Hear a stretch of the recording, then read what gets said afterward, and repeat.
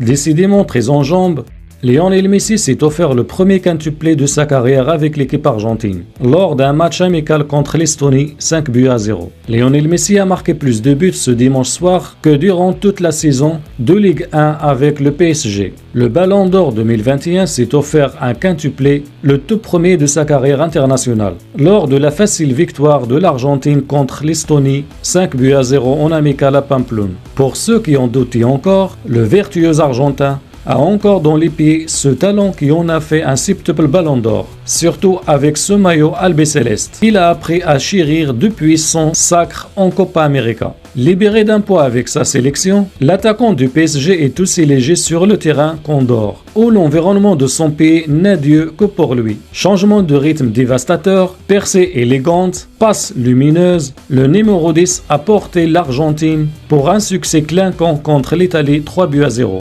histoire d'envoyer un message au monde à 4 mois du mondial au Qatar. Ce dimanche, l'équipe de Lionel Scaloni s'est offerte une manita contre la modeste Estonie. Messi a trouvé le chemin défilé cette fois. Il les a même pulvérisés. 5 fois, une petite prouesse qui lui permet de devenir le premier joueur à inscrire un quintuplé avec cette tunique mythique, dont il est le meilleur buteur historique devant Gabigol, Agüero et le mythique Diego Armando Maradona. Messi s'est fait plaisir contre la 110e équipe au classement FIFA. Après un penalty à la 9e minute, Messi a doublé la mise d'une frappe puissante sous la barre à la 45e minute. Il a ensuite signé un triplé en seconde période, 47e, 71e et la 76e minute, avec notamment un superbe dribble pour éliminer d'un coup le gardien et le dernier défenseur sur le 4e but. Messi, qui n'avait pas marqué avec l'Argentine en 2022, porte son total à 85 buts sur la scène internationale. Il avait déjà réussi 7 triplés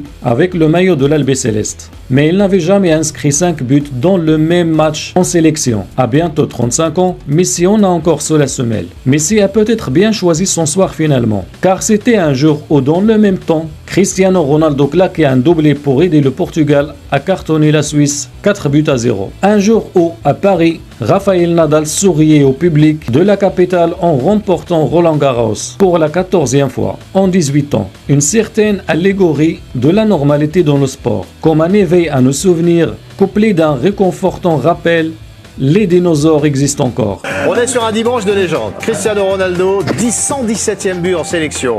Léo Messi, premier quintuplé en sélection. Et Rafael Nadal, Tanguy, 14e, Roland Garros quand même. 5 de Messi.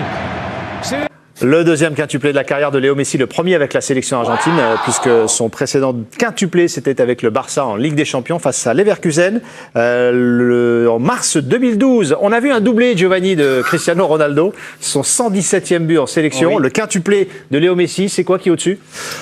Bah, moi j'aurais toujours une appétence pour Messi parce que ah bon non mais on voit non mais blague à part, vous êtes amoureux de Léo Messi. Vous êtes amoureux de Léo Messi. Je trouve que Messi c'est le joueur ultime, il a une élégance, il a quelque chose, ça se travaille pas à la salle de muscu, c'est quelque chose qu'on a, c'est inné. Pourquoi tu vas te faire mais pas du tout. Ça va, si on peut plus chambrer. Non mais honnêtement, le deuxième but, etc. Je trouve que blague à part, sur cette séquence internationale, que ce soit le match face à l'Italie, face à l'Italie, et là, je trouve que voilà, on voit un Messi en équipe d'Argentine, ça n'a pas toujours été le cas. Il semble rayonnant, il est influent dans cette équipe.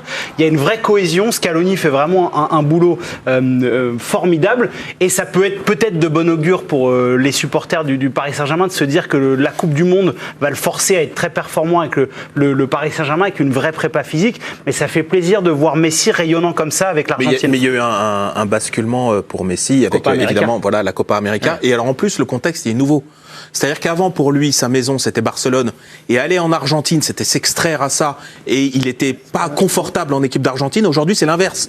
À Paris, il n'est pas dans le confort parce que, voilà, pour toutes les raisons qu'on a dites, il s'y est pas vraiment encore acclimaté. Et du coup, l'Argentine, la sélection, devient son sas un petit peu de respiration, et il s'y sent bien. D'ailleurs, c'est pour ça qu'il y allait à peu près à tous les rassemblements, alors que l'Argentine était archi-qualifiée. Parce que ça lui fait du bien. C'est ce qui est fou, en fait. Son rapport à l'Argentine est devenu presque salutaire, alors qu'avant, il y avait quelque chose de l'ordre du conflictuel, quoi. Rapidement, aussi, David. Rappelez juste qu'il y a le but ultime de sa carrière. Il a tout gagné sauf la Coupe du Monde. Donc c'est devenu prioritaire dans sa carrière, dans son objectif de carrière. Et on le voit rayonnant avec la sélection argentine. Léo Messi, on continuera de le suivre, bien sûr, dans les prochaines semaines.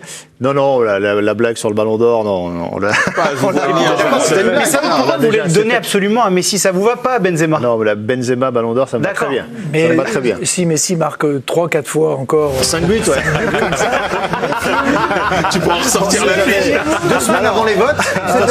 On est sur un dimanche de légende. Cristiano Ronaldo, 117e but en sélection. Léo Messi, premier quintuplé en sélection. Et Rafael Nadal, Tanguy, 14e, Roland Garros quand même. Ah oui, les chiffres sont fous avec Rafael Nadal. Alors même si pour le suspense on repassera, il s'impose 6-3, 6-3, 6-0 face à Casper Ruud. Il s'est offert son 22e titre en Grand Chelem. À Paris, il est chez lui. Casper Ruud, le Norvégien, n'a rien pu faire. Il a été dominé pendant toute la rencontre. Il s'incline donc en 3 manches. Après la rencontre, Nadal a confirmé qu'il allait poursuivre sa carrière. Je pose une petite déclaration qu'il a eue après la rencontre en conférence de presse. Je suis venu pour jouer le tournoi et j'ai gagné, mais on ne pourra pas continuer comme ça la semaine prochaine. Je ne sais pas quand, on va essayer un nouveau traitement pour son pied, on sait qu'il est gravement blessé au pied. Si mon corps est OK pour Wimbledon, alors je jouerai à Wimbledon. Je ne veux pas manquer ce tournoi pour lequel j'ai beaucoup de respect, mais si le traitement ne fonctionne pas, je ne le referai pas. Je ne referai pas ce que j'ai fait pour Roland Garros. Je le répète, c'était un one-shot. Terminator et Survivor, Nadal, tout réuni. Raymond, vous avez le petit bracelet qui était prisé à peu près par la France entière, le monde entier presque. Hein. Vous étiez à cette finale. Vous avez vécu comment cette finale? Juste à votre témoignage sur ce que vous avez ressenti sur ce 14e Roland Garros de Nadal. C'était comment? Ça a commencé à 15h et à 18h. Il fallait que je me dépêche pour voir Ukraine. Ah oui, pour venir travailler, oui. Donc on en a discuté avec Raphaël, je lui ai dit tu te dépêches et tu règles vite le problème. Et à 5h30, il avait terminé, on a pu rentrer. Sympa. Mais à part le premier set, je n'ai pas vraiment d'émotion du match. D'accord. Parce qu'on sentait que c'était inéluctable. On voyait la tête de Ruud qui regardait son idole. Son banc là. Et il faisait, il avait donné l'impression, il dit je sais pas comment faire. Puis c'était son idole en plus. Pourtant, c'était compliqué pour lui. Ruud a un coup droit qui est extraordinaire, mais il a pu le placer. Il a pu le placer 2 fois, 3 fois. Il l'a empêché de jouer. On a l'impression et l'autre jouait pas mal. En plus, Ruud jouait pas mal. Et à la fin, le point, c'était pour Nadal. Pour Nadal. C'était à chaque fois comme ça, tout le long. Moi, je pense que c'est la plus grande performance de l'histoire du sport. Hein, carrément. Le 14 Roland Garros. Oui, 14 Roland Garros. Non, mais en fait, 14 Roland Garros. C'est-à-dire que la précédente marque, c'était 6. Ça devient irréel, ouais. La précédente marque, c'est Borg avec 6. Et 6, ça nous paraissait incroyable. Les Les Lendl, Wilander qui étaient des monstres, sont arrêtés à 3. Donc on s'est dit 6 de Borg, ça paraît fou. Autant les 22 titres du Grand Chelem de Nadal, qui sont incroyables, hein, on est bien d'accord. Mais je me dis, Djokovic peut-être sur la durée, parce qu'il est un peu plus jeune, en meilleure santé, peut-être qu'il peut aller les chercher. C'est vrai, il a les moyens. Mais 14, je vous c'est impossible. C'est impossible. Ça voudrait dire commencer à gagner à 19 ans et le faire jusqu'à 35 quasiment sans s'arrêter. Il y a une stat lunaire, 115 matchs pour Nadal à Roland, 112 victoires. Bah ouais. 3 défaites. C'est colossal. Et ça pour moi, dans le sport tout confondu, c'est la marque la plus inégalable qui soit. 14 Roland Tous les Garros. records seront battus sauf celui-là.